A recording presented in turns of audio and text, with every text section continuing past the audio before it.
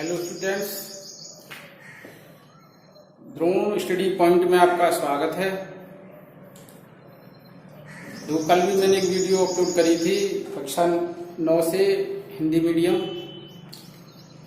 और कंसेप्ट था हमारा एनसीईआरटी का। एनसीईआरटी से सिलेबस है और एनसीईआरटी की बुक की हमने जो कल प्रश्नावली 1.1 सॉल्व की थी, आज हम एनसीईआरटी बुक से ही 1.2 को सॉल्व करेंगे। और वीडियो को ध्यान से देखना है। यदि कहीं प्रॉब्लम है तो कमेंट सेक्शन में जाके कमेंट करना है, ताकि मैं आपकी समस्या को नेक्स्ट वीडियो में उसका समाधान कर सकूं। तो देखिए स्टूडेंट्स, पहला क्वेश्चन है, दिए गए कथन सत्य है या सत्य है? काल के साथ अपने उत्तर दीजिए। प्रत्येक अपरिमेय संख्या एक वास्तविक संख्या होती है, इसको समझना है। तो हमें पता होनी चाहिए कि अपरिमेय संख्या में और वास्तविक संख्या में क्या संबंध होता है। देखो, संबंध ये होता है कि वास्तविक संख्या होती है, वास्तविक संख्या परिमेय और अपरिमेय।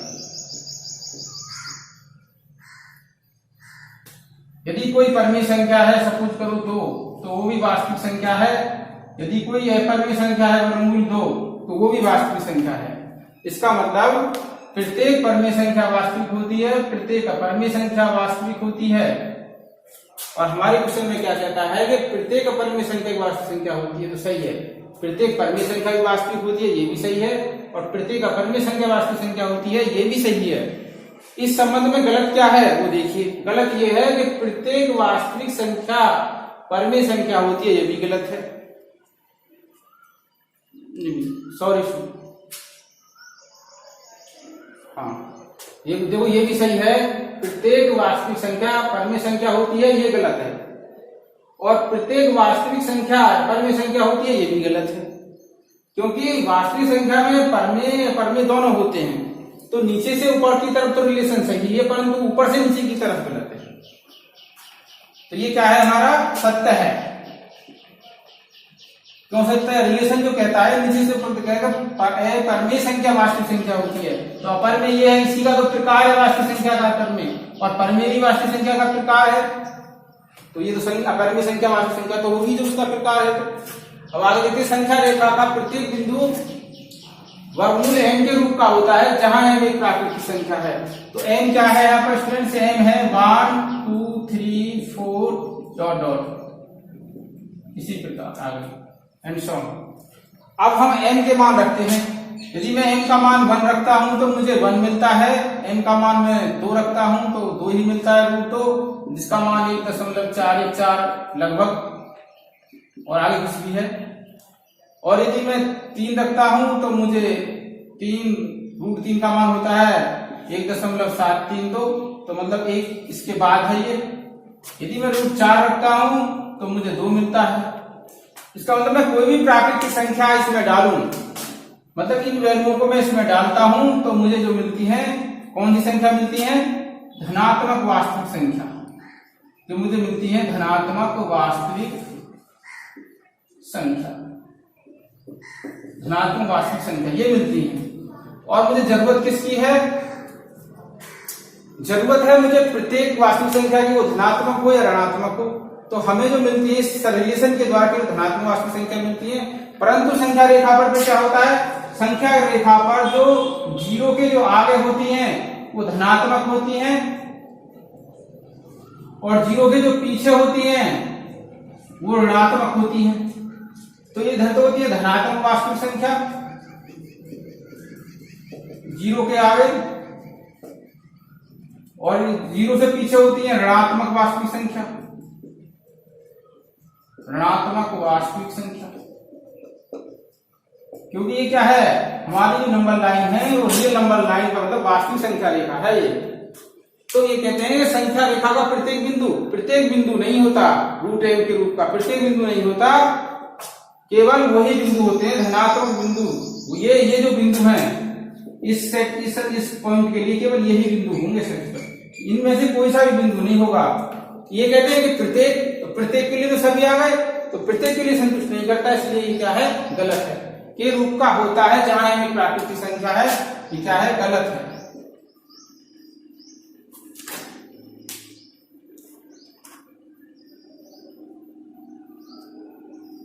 अब देखो प्रत्येक वास्तविक संख्या एक अपरिमेय संख्या होती है। प्रत्येक वास्तविक संख्या, देखो प्रत्येक वास्तविक संख्या एक अपरिमेय संख्या होती है, ये बात गलत है, क्योंकि वास्तविक संख्या में परिमेय भी तो होती है, तो परिमेय तो रही गई, तो प्रत्येक वास्तविक संख्या अपरिमेय संख्या होती है, गलत है। मैंने बताता ऊपर से रिलेशन को नीचे करेंगे तो गलत है, और नीचे से ऊपर करेंगे तो ये सही है, तो ये लिखेंगे इसमें गलत है, मैंने उसको बता चुका हूं।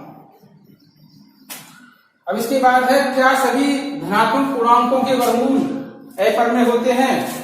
धनात्मक पूर्णांक कौन कौन से होते हैं, पहले तो हमें ये पता होनी चाहिए। धनात्मक पूर्णांक, देखो धनात्मक पूर्णांक होते हैं हमारे स्टूडेंट्स 1 2 3 4 5 6 डॉट डॉट ये and so on.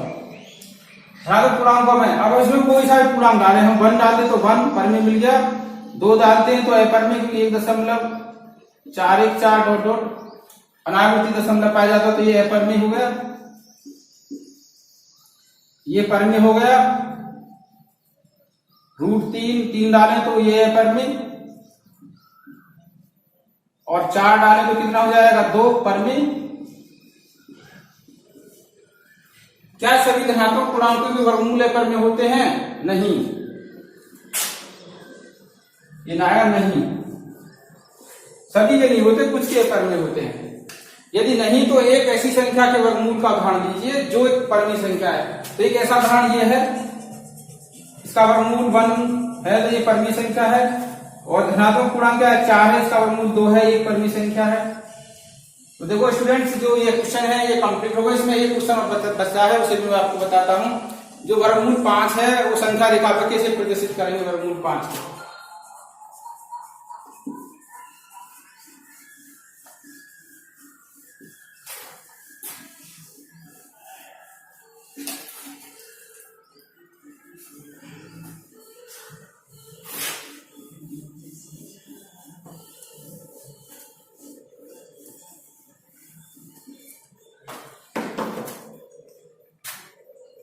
Question number 3 में वर्गमूल 5 को संख्या रेखा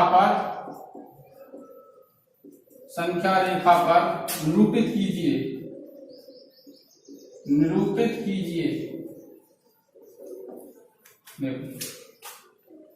तो कैसे निरूपित करेंगे संख्या रेखा पर? सबसे पहले क्या करेंगे, एक नंबर लाइन खींचेंगे, और नंबर लाइन पर भी हम क्या लेंगे, ओरिजिन ले लेंगे, मतलब ये 0 ले लेंगे। 0 मतलब जो 0 क्या है, पूर्ण संख्या है, पूर्ण संख्या भी है, पूर्णांक भी है। अब हम क्या करेंगे, 0 से आगे एक यूनिट पर एक पॉइंट लेंगे हम ए। अब OA के बराबर हम क्या करेंगे, एक अदर क्या खींचेंगे और एक परपेंडिकुलर खींचेंगे जिसकी लंबाई भी जितनी हो OA के बराबर होनी चाहिए, 1 यूनिट ही हो। तो यह जाएगा A के बाद B, और रिलेशन में वो 90 की डिग्री के एंगल पर की गई हो। अब इसको इससे क्या करके हम ज्वाइन करेंगे। अब मैं O को B से मिलाएंगे, ये 1 हो गया, 1 हो गया, तो कितना जाएगा, वर्गमूल 2। अब कैसे आया ये समझना है। तो कैसे आया, हम मान लेंगे, माना OA बराबर 1 मात्रक, हमने मान लिया।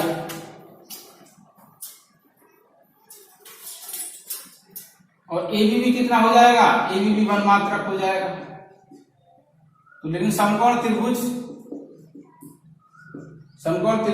OAB से बाई पाइथागोरस की प्रमेय द्वारा,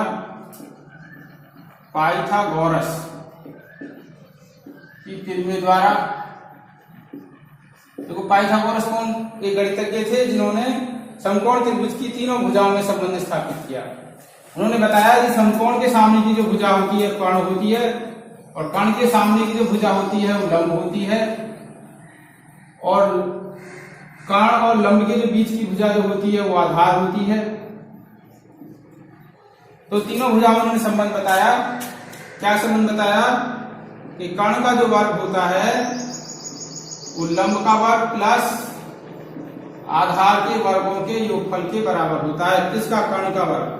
समकोण त्रिभुज में सबसे बड़ी भुजा का वर्ग शीर्ष दो भुजाओं के वर्गों के योगफल के बराबर होता है। ये पाइथागोरस ने समकोण त्रिभुज की तीनों भुजाओं में संबंध बताया। जो संबंध बताया बड़ी परिमेय कहलाई। अब हमें क्या निकालना है? हमें ओबी निकालना है। तो ओबी स्क्वायर, तो ओबी स्क्वायर हो जाएगा O A square plus A B square. तो 1 square plus 1 square 1 plus 1 equal to 2। तो ओबी आ जाएगा वर्गमूल 2, क्योंकि ये स्क्वायर जो है ये जो वर्ग है इधर वर्गमूल में चेंज हो जाएगा। अब हम निकालेंगे, अब फिर हम क्या करेंगे? फिर पुनः इस बी को केंद्र मानेंगे और 90 डिग्री का एंगल लेते हुए एक और लाइन सेगमेंट खींचेंगे हम इसी यूनिट का। जैसे 1 यूनिट है, इसी यूनिट का 1, तो सी पॉइंट आ जाएगा, 90 डिग्री का ये एंगल रहेगा। इसको इससे बना देंगे। चलेंगे समकोण त्रिभुज ओ बी सी में क्या हो जाएगा? ओसी का वर्ग बराबर ओबी का वर्ग प्लस बीसी का वर्ग। ओसी का वर्ग आ जाएगा ओबी का वर्ग 2 का वर्ग प्लस 1 का वर्ग, 2 का वर्ग 2 प्लस 1 3 आ गया। ओसी का वर्ग और ओसी बराबर आ गया प्लस वर्गमूल 3, वर्गमूल 3 आ गया। ये 1 है। फिर यही प्रोसेस को आगे बढ़ाएंगे हम,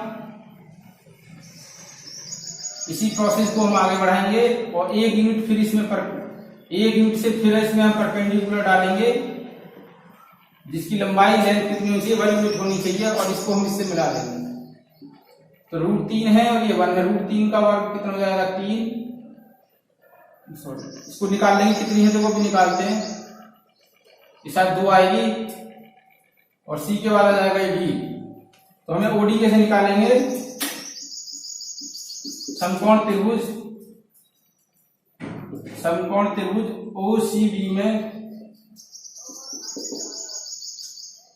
में ओडी का स्क्वायर बराबर ओसी का स्क्वायर प्लस सीबी का स्क्वायर, ओसी का √3 का स्क्वायर प्लस सीडी का स्क्वायर।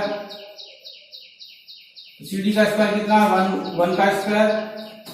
अभी कितना जाएगा? 3 प्लस 1 ये जाएगा 4 ओडी का स्क्वायर, और ओडी का स्क्वायर बराबर 2 का स्क्वायर इंप्लाइज ओडी बराबर 2। ये आ गया, 2 मात्रक आ गया। अब हमें क्या करना? उसी प्रोसेस को आगे बढ़ाते हुए फिर ये यूनिट लेना है और ये ई तक लाना है, और ये 90 डिग्री का रहना चाहिए। इसे हम चेक कर लेंगे प्रोट्रैक्टर से, जिसको चांदा कहते हैं, उसे चेक कर लेंगे कि 90 का है या नहीं है। इसको ज्वाइन करना है उसे। तो ये 1 हो जाएगा, ये 2 हो जाएगा, तो ये आ जाएगा √5। दो कैसे आ जाएगा? फिर हम लेंगे समकोण त्रिभुज। समकोण त्रिभुज ओडीई से क्या हो जाएगा? ओई स्क्वायर बराबर OD square plus P square. तो हो जाएगा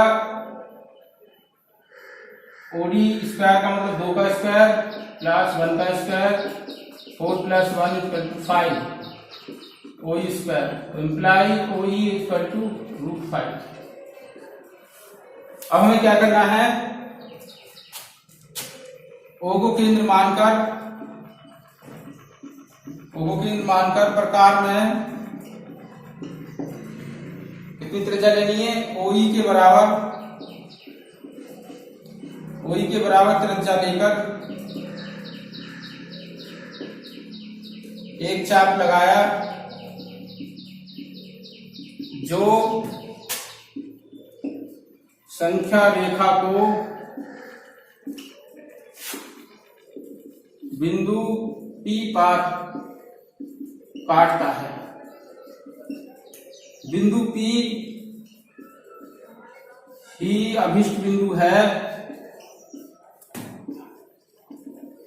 अभिष्ट बिंदु है जो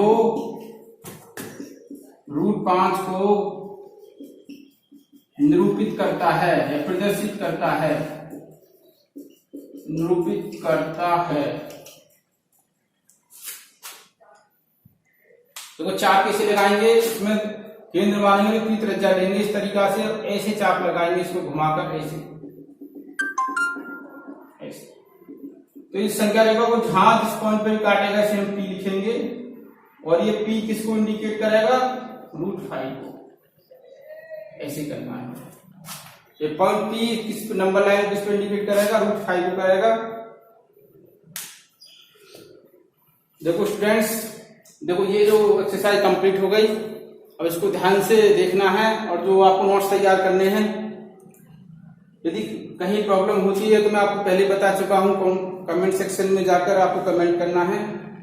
और वीडियो अच्छी लगी हो तो वीडियो को लाइक करना है, लाइक का बटन दबाना है, और चैनल को यदि सब्सक्राइब नहीं किया हो तो सब्सक्राइब करना है, और बेल आइकन को दबाना है, ताकि जो आने वाली जो मेरी वीडियो उसका नोटिफिकेशन आपको मिल जाए, ताकि वो नेक्स्ट वीडियो आप देख सको। तो स्टूडेंट्स, लॉकडाउन का समय चल रहा है, आपको बड़ी सावधानी बरतनी है। सोशल डिस्टेंस का प्रयोग करते हुए घर पे ही रहना है, और घर पे ही रह के स्टडी करनी है। और आपको ये भी फायदा मिल रहा होगा कि घर पे रहने से ज्यादा समय आप पढ़ने के लिए निकाल रहे होंगे, मैं उम्मीद करता हूँ। यदि नहीं भी निकाल रहे हो तो मेरी बात पे ध्यान देते हो, इसमें थोड़ा परिवर्तन कर ज्यादा से ज्यादा समय निकालें। इस लॉकडाउन के लिए जो देश में संकट की घड़ी बनी हुई है, वो उससे जो हमें प्रॉब्लम हो रही है, उसको हम उसे दूसरे रूप में समय का हम सदुपयोग करें तो इसका सही लाभ उठा सकते हैं। Thank you for watching this video.